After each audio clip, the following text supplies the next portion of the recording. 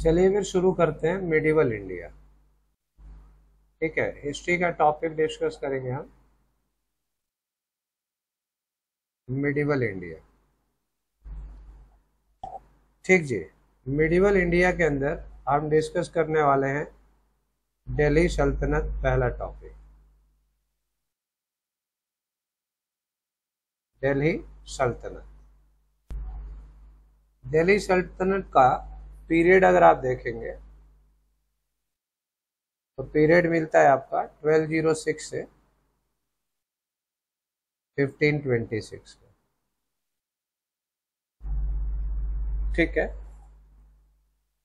अब medieval India में सल्तनत की शुरुआत कैसे हुई? क्या डायरेक्ट सल्तनत की शुरुआत हो गई या उससे पहले कुछ और भी हुआ? वो सारी बातें यहाँ पॉइंट्स में हम डिस्कस करेंगे और इन्हीं में से आपके क्वेश्चंस बनाए जाते हैं। यहाँ पर मिडिवल की शुरुआत में आप जानते होंगे मोहम्मद गौरी के बारे में। ठीक है, एमडी गौरी। मोहम्मद गौरी के बारे में आप जानते हैं कि ये क्या है, ही वॉज अ तुर्क रूलर। मोहम्मद गौरी कौन था? एक तुर्क रूलर था, तुर्क शासक था। ठीक है, तो कभी आपसे पूछा जाए कि मोहम्मद गौरी कौन था, तो मोहम्मद गौरी एक तुर्क शासक था। ठीक है, आपको यहाँ पर समझना है कि मोहम्मद गौरी जो था ना, ये उत्तर भारत का अंतिम विजेता माना जाता है। उत्तरी भारत के अंतिम तुर्क विजेता के तौर पे देखा जाता है। उत्तरी भारत के अंतिम तुर्क विजेता यानी मोहम्मद गौरी को लास्ट तुर्क रूलर आप समझ सकते हैं, लास्ट तुर्क विनर समझ सकते हैं। ठीक है, तो कहा जाता है कि उत्तरी भारत के अंतिम तुर्क विजेता मोहम्मद गौरी थे। ठीक है ना, मोहम्मद गौरी उत्तरी भारत का अंतिम तुर्क विजेता माना जाता है। He had no son, यह इसकी कोई संतान नहीं थी। ठीक है, तो he had no children। Clear है? तो इंपॉर्टेंट पॉइंट में आप लिख सकते हैं कि लास्ट तुर्क कनकरर ऑफ नॉर्दर्न इंडिया। लास्ट तुर्क कनकरर of northern India.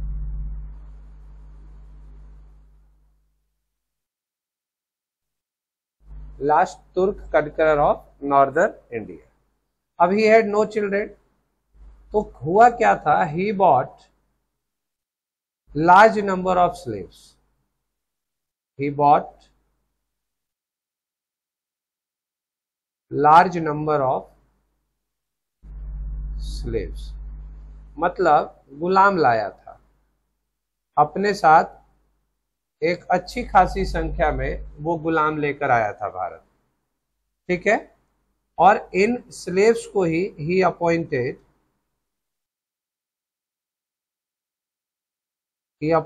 Them officers, और इनको वो अपना ऑफिसर्स नियुक्त करता है। तो मिडिवल की शुरुआत में सबसे बड़ा योगदान मोहम्मद गौरी का मिलता है। मोहम्मद गौरी लास्ट तुर्क शासक मिलता है। ठीक है, मोहम्मद गौरी से पहले अगर बात किया जाए तो शायद मैंने पहले आपको ये समझाया होगा कि गौरी से पहले गजनवी का जिक्र आता है। ठीक है, गजनवी का जिक्र आता है। तो गजनवी के बारे में भी शायद मैंने आपसे बात किया होगा, अगर आपसे नहीं डिस्कस किया तो इसको डिस्कस कर लेंगे। तो ये ध्यान रखना है कि ये गजनवी का बैकग्राउंड है, फिर उसके बाद गौरी का बैकग्राउंड है। तो दो नाम काफी इंपॉर्टेंट है, इसको आप ध्यान रखिएगा। अगर आपको गजनवी अभी नहीं पता है तो गजनवी भी आपको बता देंगे। बट मिडिवल की शुरुआत में सबसे बड़ा योगदान जो मिलता है वो गौरी का और गौरी के गुलामों का मिलता है। ठीक है, तो ये दो नाम याद रखना है आपको। फिलहाल जो इम्पोर्टेंट पॉइंट्स हैं एक बार उनको आप समझ लें।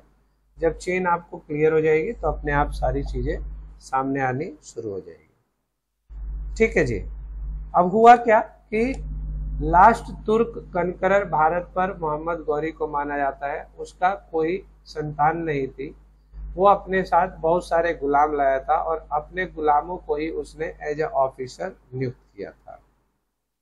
अब हुआ क्या, मोहम्मद गौरी की मृत्यु होती है, एमडी गौरी डाइड। ठीक है, मोहम्मद गौरी की मृत्यु कब होती है, 1206 एडी में। ठीक है, मोहम्मद गौरी की मृत्यु होती है 1206 में। अब 1206 में जब इसकी मृत्यु होती है तो मोहम्मद गौरी का एक खास व्यक्ति था, कुतुबुद्दीन, कुतुबुद्दीन ऐबक, नाम सुना होगा आपने। ठीक है, कुतुबुद्दीन ऐबक। अब कुतुबुद्दीन ऐबक जो है, ही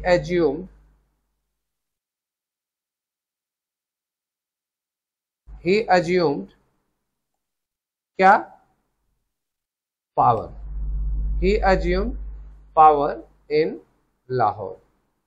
तो मोहम्मद गौरी की मृत्यु के बाद 1206 से, ठीक है, कुतुबुद्दीन ऐबक ने सत्ता को संभाला लाहौर से। इससे पहले वाली कहानी आपको बताई थी, याद है, 1191, 1192, है ना, बैटल ऑफ तराइन, मोहम्मद गौरी वाला, है ना, चंदेवारा का युद्ध, ये सब चीजें आपको बताई थी, याद है आप लोगों को। पृथ्वीराज चौहान वाला युद्ध जो था, है ना, जयचंद वाला जो था, तो ये इससे पहले आपको बता चुका था ना कि मोहम्मद गौरी कैसे भारत में प्रवेश करता है। हाँ हाँ, अंतिम अंतिम जो शासक हमने आपको बताया था, तो उसके अंदर हमने आपको ये समझाया था। ठीक है,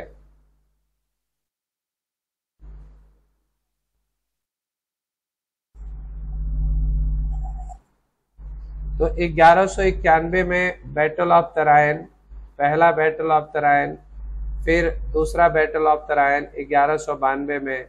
कहते हैं ना मोहम्मद गौरी, आपको याद है ये, जैसे जब भारत में प्रवेश करता है तो आप देखते हैं किसके साथ होता है इसका, बैटल ऑफ तराइन। हाँ, battle of Tarain, first battle of Tarain आपको बताया था। ठीक है, 1191 किस किस के बीच में होता है, पृथ्वीराज चौहान और गौरी के बीच में। ठीक है, ये भी आपको बताया था कौन इसमें जीता था, कौन हारा था। फिर दूसरा, हाँ, फिर दूसरा आपको बताया था second battle of Tarain, second battle of Tarain कब हुआ था, 1192 में। ठीक है, 1192 में यहां पर गौरी जीता था, पृथ्वीराज चौहान हारे थे, है ना, धोखे से इनकी हत्या कर दी गई थी। फिर आपको ये भी बताया था चंदेवारा का युद्ध, है ना, बैटल ऑफ चंदेवारा। हाँ जी, बैटल ऑफ चंदेवारा, गौरी और जयचंद। तो ये इससे पहले का पूरा पोर्शन आपको समझा चुका था। ठीक है, अब हम लोग क्या करवा रहे हैं, अब गौरी की मृत्यु के बाद हम सल्तनत की स्थापना करवा रहे हैं। ठीक है ना, तो ये ध्यान रखना, बैटल ऑफ चंदेवारा कब हुआ था, 1194 में। तो ये तीनों में से कोई ना कोई एक क्वेश्चन आपके सामने आ ही जाता है। ठीक है जी, तो यहाँ पर आपने देखा कि कुतुबुद्दीन ऐबक ही एज्यूम्ड पावर इन लाहौर, तो ये लाहौर में सत्ता को अपने अधीन कर लेता है और यहाँ से वो अपनी अब सल्तनत की स्थापना शुरू कर देगा। ठीक है, अब ये पावर उसके पास आती कहाँ से है, request of the local citizen. ठीक है ना, वहां के लोकल सिटीजन जो होते हैं, request of the local citizens. तो लोकल सिटीजन्स के रिक्वेस्ट पर वो क्या करता है, सत्ता को अपने अधीन कर लेता है और फिर यहां से ये शासक बन जाता है। ठीक है, लेकिन हमेशा ये अपने आप को गौरी का गुलाम ही मानता है, ये कभी अपने आप को शासक नहीं मानता है, सुल्तान नहीं मानता है, ये हमेशा एज ए स्लेव ही काम करता है। ठीक है, इस बात का जिक्र हम आगे डिस्कस करने वाले हैं। चलिए आगे बढ़ते हैं, आगे देखते हैं इसमें होता क्या है। अब आपको पता चल गया कि लाहौर से कुतुबुद्दीन ऐबक शासक बनता है। शासक क्या बनता है, वो एक संचालन करने के लिए, है ना, गौरी चला गया तो गौरी नहीं रहा, तो साम्राज्य को स्थापित करने के लिए, उसको संचालन करने के लिए वो अपने कर्तव्यों का निर्वहन करना शुरू करता है। और यहाँ पर आप देखेंगे कि 1206 से 1290 तक का पीरियड जो होता है, जैसे अगर हम बात करें पीरियड 1206 से 1290 तक का, 1206 से 1290 तक का जो पीरियड होगा ना, द सुल्तान्स ऑफ दिल्ली सल्तनत, ठीक है, इनको कहा जाता है द सुल्तान्स ऑफ दिल्ली सल्तनत।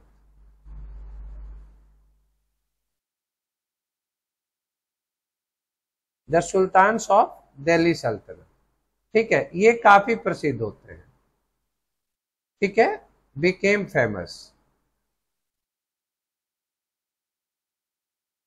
आप यहां पर देखेंगे कि ये लोग सुल्तान के नाम से काफी प्रसिद्धि होगी 1206 से 1290 तक के पीरियड में। ठीक है, और इसीलिए इनको क्या कहा जाता है, स्लेव डायनेस्टी कहा जाता है, स्लेव डायनेस्टी। आपको स्टार्टिंग में स्लेव डायनेस्टी का एक चार्ट बनवाया होगा मैंने। ठीक है, अगर मैं कहूं dynasties in slave, dynasty of slaves,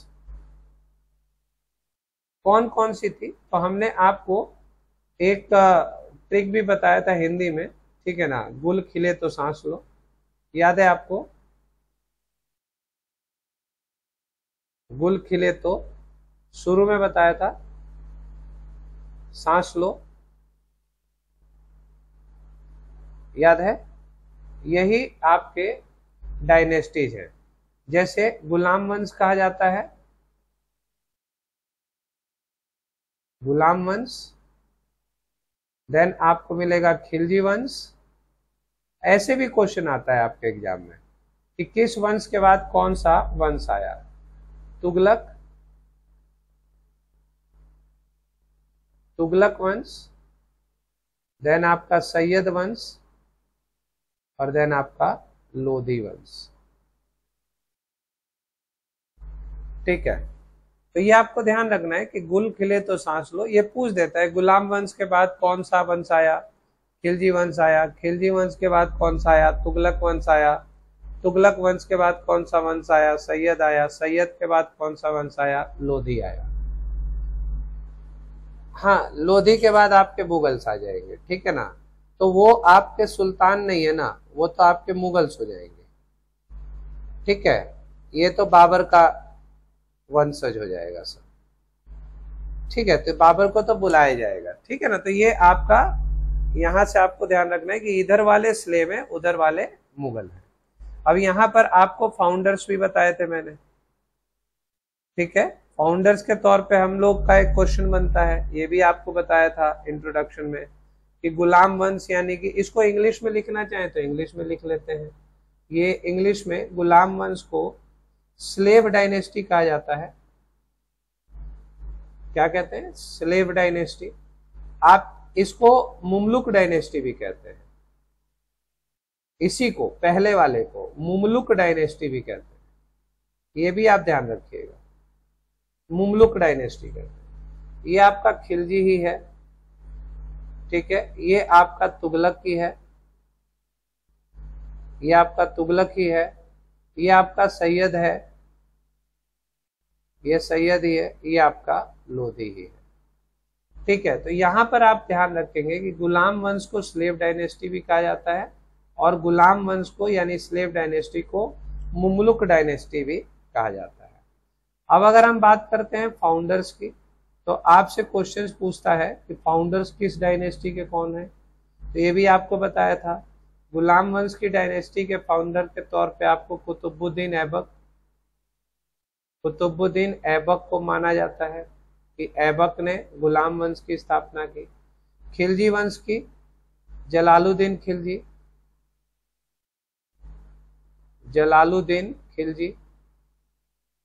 ये याद रखिएगा, ठीक है ना। तुगलक की गयासुद्दीन तुगलक, ट्रिक भी बताया था आपको याद है, गयासुद्दीन तुगलक, ठीक है। खिज्र खां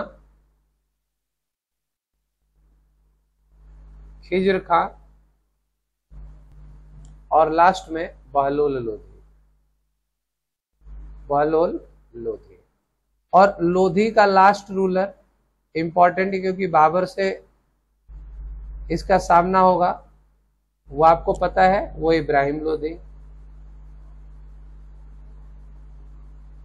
है ना। पानीपत का पहला युद्ध आपको याद होगा, मैंने बताया था, तो ये आपको याद रखना है।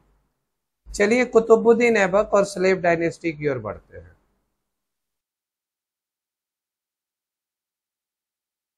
अब यहां पर कुछ इंपॉर्टेंट क्वेश्चन जैसे पूछे जा सकते हैं, इनसे रिलेटेड कुछ, जैसे आपसे पूछे ना इंपॉर्टेंट क्वेश्चंस में कि कुछ नाम आते हैं, जैसे कुछ डायनेस्टीज के नाम आ जाए, जैसे पूछा जाए कि कुतुबी डायनेस्टी है ना, जैसे फाउंडर ऑफ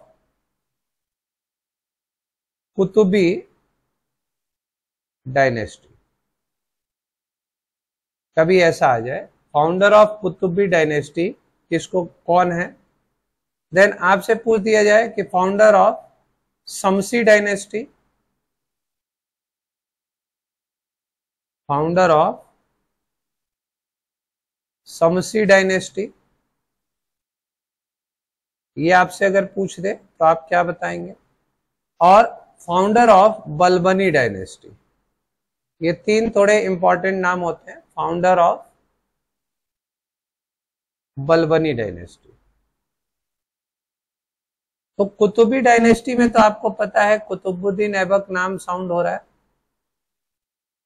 तो कुतुबुद्दीन ऐबक हो जाएगा, ठीक है। शमसी डायनेस्टी में आपको इल्तुतमिश मार्क करना है, ठीक है, इल्तुतमिश, ठीक है। और बलबनी डायनेस्टी में आपको बलबन मार्क करना, ठीक है ये स्लेव डायनेस्टी से ही, लेकिन जब ये शासक बनते हैं तो ये थोड़ा अपने नाम से उनको संचालित करने लगते हैं। तो founder of Qutbi dynasty Qutbuddin Aibak, founder of Shamsi dynasty Iltutmish, और फाउंडर ऑफ बलबनी डायनेस्टी के तौर पे बलबन को जाना जाता है। अब बात करते हैं कुतुबुद्दीन ऐबक की।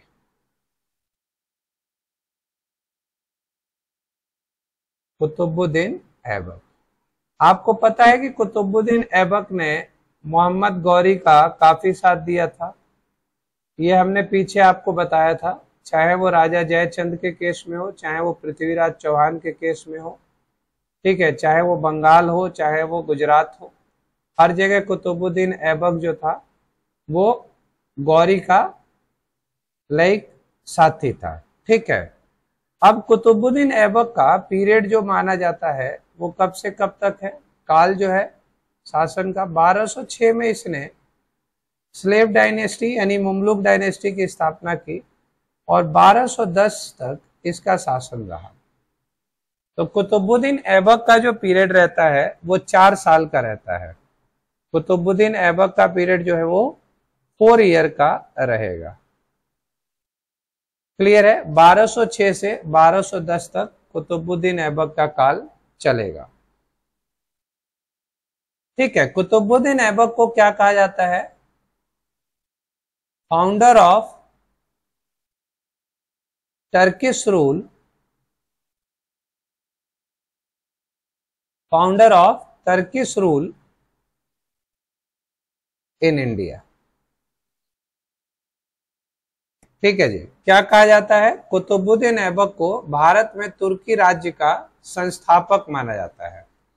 तो founder of Turkish rule in India किसको माना जाता है? कुतुबुद्दीन ऐबक को। ठीक है, ही वॉज द फर्स्ट तुर्क रूलर। ठीक है, ही वॉज द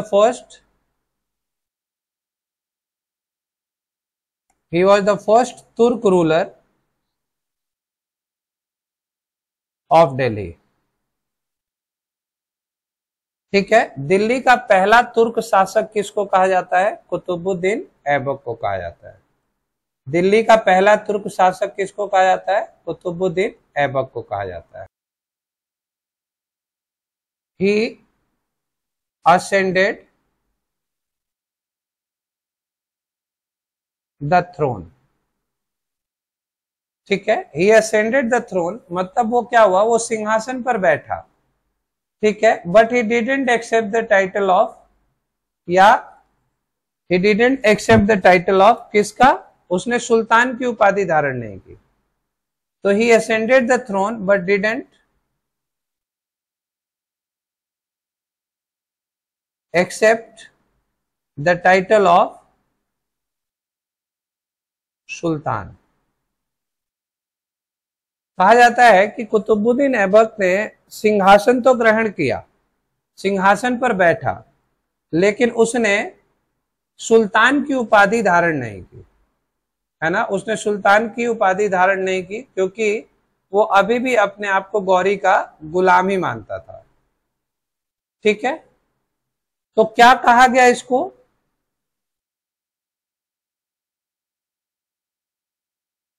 क्या एक्सेप्ट किया उसने? एक्सेप्टेड। इसने एक्सेप्ट किया दो नाम, सीपे सालार एंड मलिक। ठीक है, मलिक कहा गया, ठीक है, एंड सीपे सालार एंड सीपा सालार, है ना, सिपाही।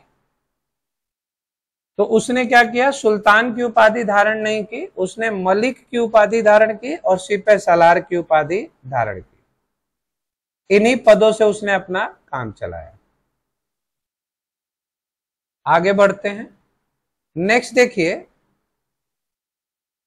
ऐबक ने कभी खुतबे नहीं पढ़वाए अपने आप के। ठीक है, Aibak neither got the khutba read in his name.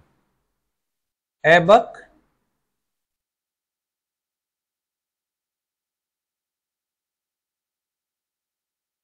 neither got the khutbah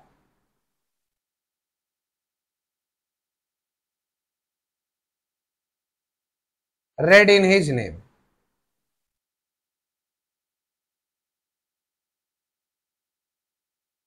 तो अगर आपसे पूछा जाए कि कौन सा सुल्तान था जिसने अपने नाम का खुतबा नहीं पढ़वाया था, तो वो आपका ऐबक था। ठीक है, ऐबक ने अपने नाम के सिक्के भी नहीं चलवाए। ठीक है, nor issued, Aibak didn't issue, actually समय भी कम था, didn't issue coins in his name. 4 साल का पीरियड था, अभी पुरानी समस्याओं को ही निपटाना था, अपने आप को सेटल ही करना था, तो उसने ऐसा कुछ अभी कुछ किया नहीं। ठीक है, अब यहां पर एक क्वेश्चन आता है, who accepted him as sultan. तो ऐबक को किसने एज ए सुल्तान एक्सेप्ट किया? तो आप देखो कि गयासुद्दीन, गौरीज सक्सेसर है एक, गौरीज सक्सेसर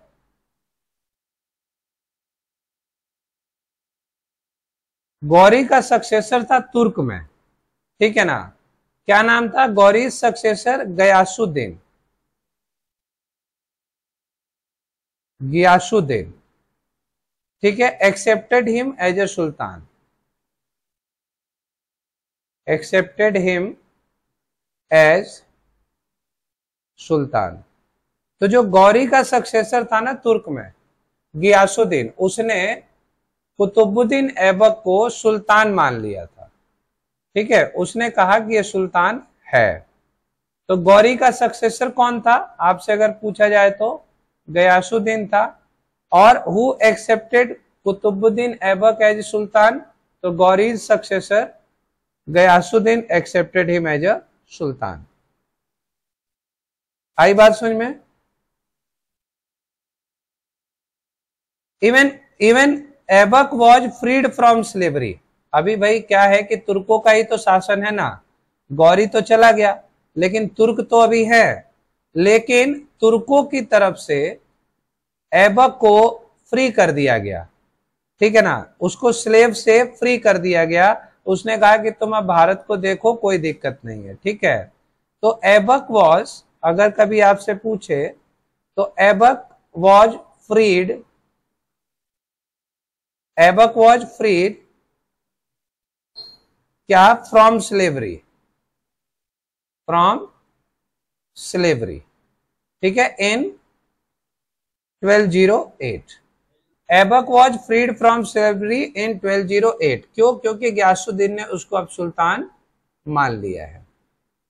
ठीक है, तो उसको गुलामी से उसको छूट मिल गई कि अब तुम गुलाम नहीं हो, अब तुम सुल्तान हो, जाओ तुम अपनी सल्तनत संभालो।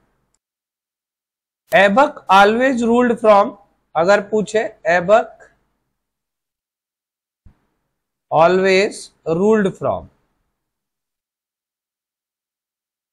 ऐबक ने कहां से शासन किया? Always ruled from Lahore.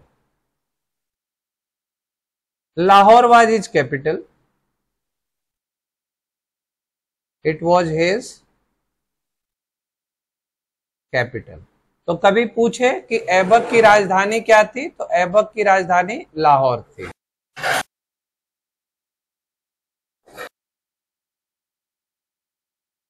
Aibak was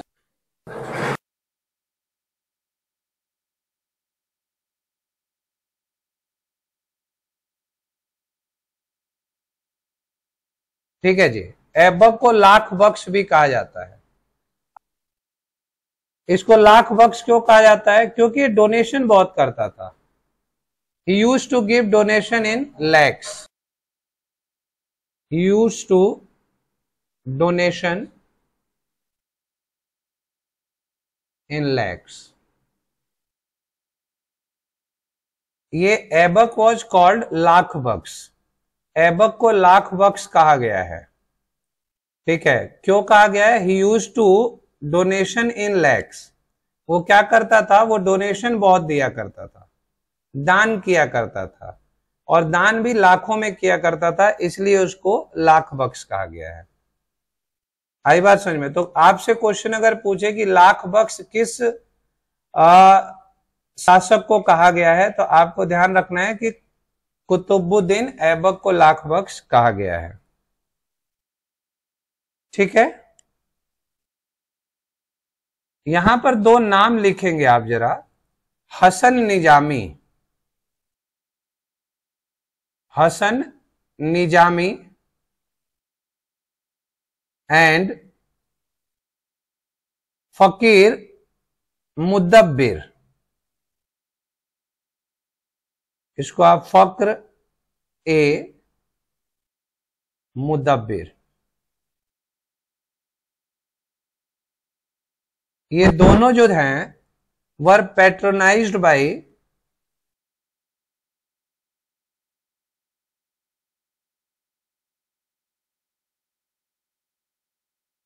Aibak. ठीक है, हसन निजामी और फक्र ए मुदब्बिर को ऐबक का संरक्षण मिला हुआ था। आगे बढ़ते हैं, यहां पर एक और नाम आपको याद रखना है, ख्वाजा कुतुबुद्दीन बख्तियार काकी। क्या? ख्वाजा कुतुबुद्दीन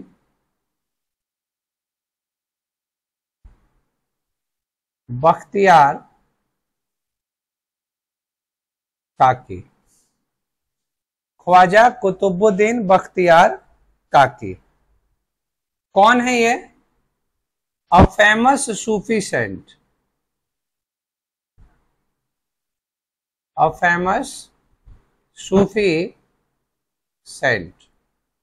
ख्वाजा कुतुबुद्दीन बख्तियार काकी एक प्रसिद्ध सूफी संत थे, ठीक है, और इन्हीं के नाम पर कुतुब मीनार की नींव रखी गई थी।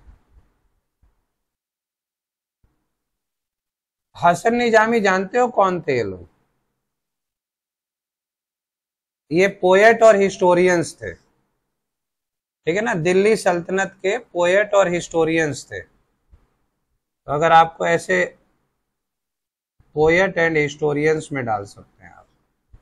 दिल्ली सल्तनत के दरबार के कवि और इतिहासकार हुआ करते थे लोग, हसन निजामी, फकरे मुदब्बिर। तो ये ऐबक को इनका संरक्षण प्रदान था, ठीक है। हम यहां पर हैं। ख्वाजा कुतुबुद्दीन बख्तियार काकी कौन है? अ फेमस सूफी सेंट है, ठीक है जी। अब इन्हीं के नाम पर कुतुबुद्दीन ऐबक ने कुतुब मीनार की नींव रखी थी, ठीक है। Aibak laid the foundation of Qutub Minar,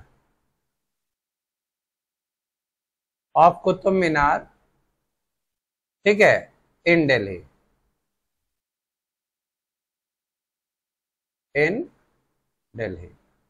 ठीक है, in his name,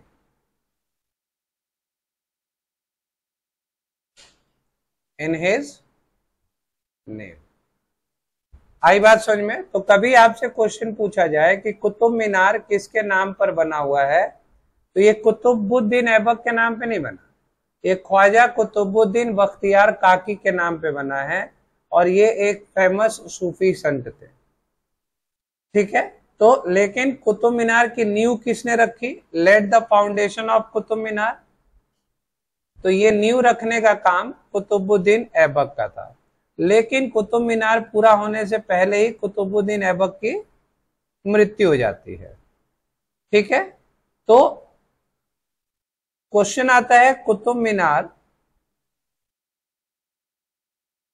was completed by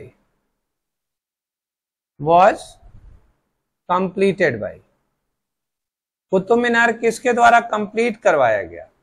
तो वो नेक्स्ट रूलर जो है सल्तनत का, Iltutmish, by next ruler Iltutmish, ठीक है, इल्तुतमिश। तो कुतुबुद्दीन ऐबक के बाद जो शासक बनता है इल्तुतमिश, उसके द्वारा कुतुब मीनार को पूरा करवाया जाता है। आपसे पूछा जाता है मॉन्यूमेंट्स के बारे में, छोटे मोटे monuments built by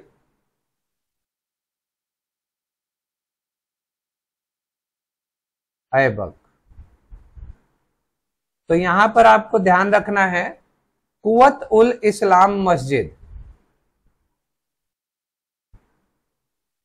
कुव्वत ul Islam मस्जिद, ठीक है, दिल्ली में है, और एक 2.5 दिन का झोपड़ा,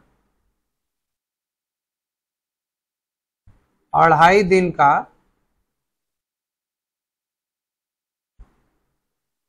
झोपड़ा, ये भी एक छोटा मस्जिद टाइप का है। तो 2.5 दिन का झोपड़ा अजमेर में। 2 चीजें इंपॉर्टेंट है, वैसे और भी नाम आते हैं जो कि कुतुब मीनार के कॉम्प्लेक्स में ही है, जैसे अलाई दरवाजा है ना, कुव्वत उल इस्लाम मस्जिद जो है ना, उसी का मेन गेट के तौर पे अलाई मीनार भी है। तो ये छोटी छोटी चीजें, लेकिन 2 सबसे इंपॉर्टेंट, कुव्वत उल इस्लाम मस्जिद और 2.5 दिन का झोपड़ा। और ऊपर आपने देखा कि कुतुब मीनार की नींव रखी। क्लियर है? ये 2.5 दिन का झोपड़ा इंपॉर्टेंट रहता है, अजमेर में है, इसको आप याद रखिएगा। आगे बढ़ते हैं। अब आइए, इन 1210 1210 में ऐबक डाइड। ऐबक डाइड, ऐबक की मृत्यु हो जाती है। ठीक है, अब इसकी मृत्यु का कारण क्या कहा जाता है? कहा जाता है, जैसे 2-3 नाम बता देता हूं। चौगान खेलते समय, while playing चौगान।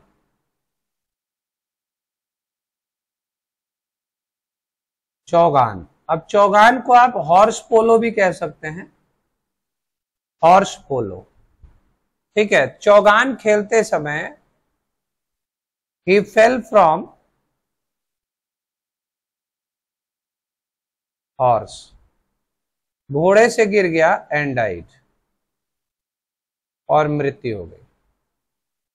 तो Aibak died in 1210 while playing chaugan. चौगान हॉर्स पोलो भी कहा जाता है, और घोड़े से गिरकर इसकी मृत्यु हो गई थी। ठीक है, अब इसके बाद क्या होता है? ऐबक का एक बेटा है, ऐबक का एक बेटा है, उसका नाम है आराम शाह। आराम शाह। अब जैसा इसके नाम में आराम है ना, ऐसा ही ये आराम शाह भी था। एक अयोग्य शासक या अयोग्य माना जाता था, ये शासन करने योग्य नहीं माना जाता था। ठीक है, तो आराम शाह को कौन बैकफुट पर लेकर आता है? इल्तुतमिश। ठीक है, तो कौन बना? आराम Shah. But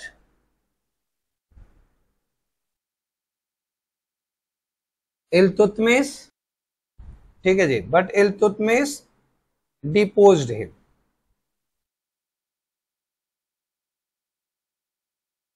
and took over the throne.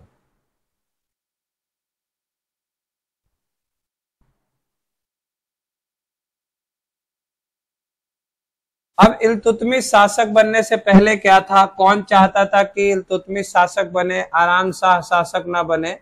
तो ये सारा पोर्शन जो होगा हम इल्तुतमिश में कवर करेंगे। अब यहां पर ऐबक के लिए कुछ बात है कि ऐबक पेड मोर अटेंशन,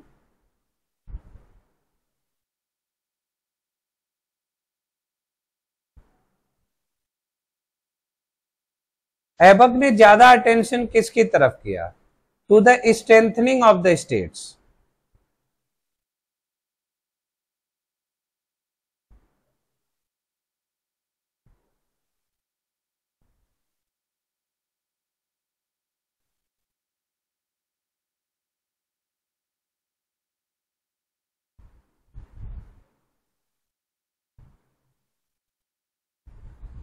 ठीक है जी, तो ये ज्यादा से ज्यादा इसने क्या किया? राज्यों को सशक्तिकरण करना चाहा, पावरफुल बनाना चाहा, इन प्लेस ऑफ एक्सपेंशन, है ना। बढ़ाने से ज्यादा ये था कि जो हमारे पास है पहले हम उसको ताकतवर बना लें, और ये ऐबक था जी। इसके बाद नेक्स्ट टॉपिक डिस्कस होगा इल्तुतमिश। जैसे जैसे आगे बढ़ते जाएंगे टॉपिक इंटरेस्टिंग होता जाएगा। तो अगला होगा इल्तुतमिश। ठीक है, तो यहां तक समझ में आया? ऐबक से संबंधित जो इंपॉर्टेंट पॉइंट्स थे वो मैंने आपको बता दिया। तो अगला रूलर जो बनेगा हमारा इल्तुतमिश, और अगला टॉपिक जो हम डिस्कस करेंगे वो होगा हमारा इल्तुतमिश।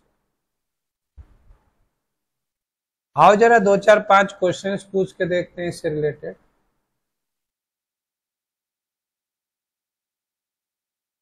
आंसर्स करो जरा, क्वेश्चन आंसर्स के। आपको बताना है व्हाट इज 2.5 दिन का झोपड़ा। 2.5 दिन का झोपड़ा क्या है?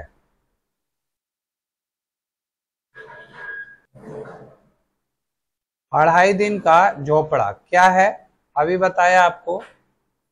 व्हाट इज अढ़ाई दिन का झोपड़ा? मॉस्क्यू है, टेम्पल है, सेंट हट है या टावर है? मॉस्क्यू है। ठीक है, अगला क्वेश्चन अगर मैं आपसे पूछूं who among the following did not contribute to building the famous Qutub Minar? Qutub Minar को बनाने में किसने कंट्रीब्यूशन नहीं किया? Did not contribute to building the famous Qutub Minar.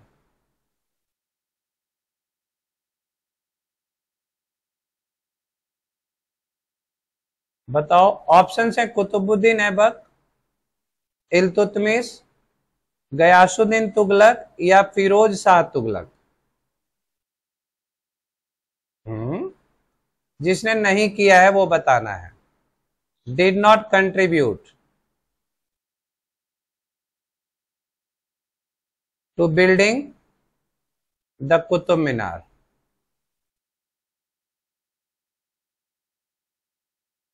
Option है इसमें जैसे कुतुबुद्दीन ऐबक, ठीक है, आपके पास इल्तुतमिश, गयासुद्दीन, गयासुद्दीन और फिरोज शाह। ठीक है, तो जब ये आगे का टॉपिक पढ़ेंगे ना तो आपको समझ में आएगा। इन दोनों ने तो किया ही था, फिरोज शाह ने भी किया था, ये भी तुगलक था। ठीक है, रिनोवेशन में। गयासुद्दीन ने नहीं किया था। तो ये जब आगे के टॉपिक्स आएंगे ना तो आगे के टॉपिक्स में क्या होता है, मॉन्यूमेंट्स वगैरह के रिनोवेशन से भी संबंधित क्वेश्चंस बनते हैं, है ना। जैसे पीछे भी आपने देखा था मौर्य का काल में बना हुआ वो सुदर्शन लेक, याद है आपको?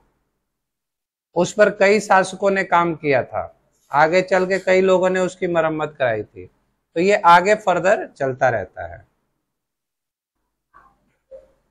चलो फिर मैं इससे रिलेटेड ना ऑब्जेक्टिव्स का एक पीडीएफ भेजूंगा, उसको आप एक बार करके देख लीजिएगा, ठीक है। अब नेक्स्ट क्लास आ गई ऑफलाइन तो उसको देखना है, ठीक ना। तो इसकी पीडीएफ में भेजूंगा ऑब्जेक्टिव्स का, उसे कर लेना और ये याद रखना। बाकी हम आगे अगला टॉपिक इल्तुतमिश करेंगे। चलो बाय।